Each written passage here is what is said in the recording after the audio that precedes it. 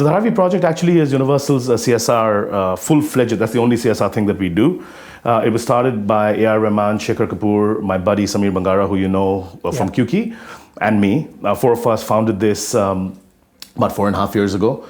We said, here is a place that has music in it. It's inbuilt. There is angst. It's the ghetto. It's the same way US hip-hop was built.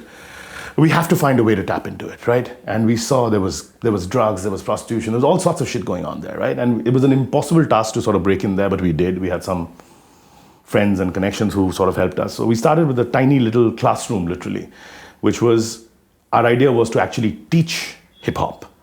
Find the people who we thought had native nascent talent and try and get them to shine their talent so that someday in the world they'll be able to do something with it.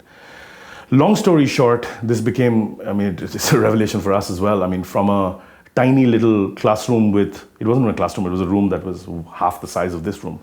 And with 2 or 3 students who would come and bebop and rap and stuff like that, to 130, 140 regular students who come 6 days a week between 4 o'clock and 7 o'clock for now 5 different classrooms which teach different principles of hip-hop. So there's somebody who teaches you hip-hop graffiti. But a lot of these kids are outstanding. Absolutely. You can't imagine. I mean, imagine these are kids who've grown up in Dharavi in a one-bedroom sort of a hutment with 17 people living in there, but their ability for art is just next generation. I mean, it'll shock you how good they are, right? So there's somebody who's teaching them that. There's somebody teaching them to bebop. Somebody's teaching them to dance. Somebody's teaching them to... recently we started, somebody was kind enough to give us this massive DJ thing. So there's now all our DJ friends who are coming and teaching them how to create beats and loops and stuff like that. And now they're beginning to create music. And the good part about it is that we kept it on the down low. We didn't talk about it much. I mean, whatever little social stuff would go out because the kids wanted to talk about it. I mean, you'll see it that we are nowhere in it. We'll come once in a year and say, hey, we're doing this thing, and we sort of bugger off. But it got enough attention for some pretty senior people on the planet to come and sort of take interest. And suddenly, the global CEO of YouTube, Susan Wojcicki, Lior Cohen, the big boys at Facebook, everyone started saying that, hey man, can we come and see the school? And a day with Susan in Dharavi is a difficult scenario. Yeah.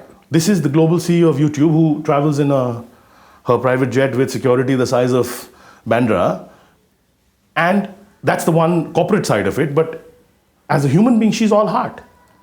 I mean, you could see the joy on her face that somebody who's that powerful sees what a tiny little school is capable of doing, not because of YouTube and what they can do and what we're doing, simply because how much of social change is really going to happen. And we've begun to see it. These kids are now going in competitions, they're competing with people, they're doing ciphers, they're in events, they're making their own money. A couple of days ago, we went and, my school lead went and gave all their parents checks. Some of them opened a bank account to receive their checks for the first time. And the parents were weeping, saying that, but this has never happened to us. Now, if you can do that to a community, and I really want you to come, Brian. I want you to come and spend a few hours and you'll see, it'll open your eyes. Like I took my kids there, Sam took his daughter. We all took our kids there long ago. And they came back like, my daughter was like, Dad, speechless. No. And these are kids who have so much to say with quick repartees and quick silence. Because there are a few hundred people who have not a smidge of what you have, but the hope in their faces, the hope that surrounds them, and the belief that they can become something is palpable. They know that we started this new label called Mass Appeal with Nas, who's one of the top 2 rap artists in the world, and they're like, Nas, wo kuch karenge, kahenge, bahut acha hai, everything. And one of the kids are like, mera single Nas ke saath hoga. And he meant it. He wasn't fooling around. Sure. They believe that they have now got legs enough to say, boss, I will change the world and I'll show you, you little suits who are wonderful people, but I'll show you that if you think we can only do this much, we'll do that much.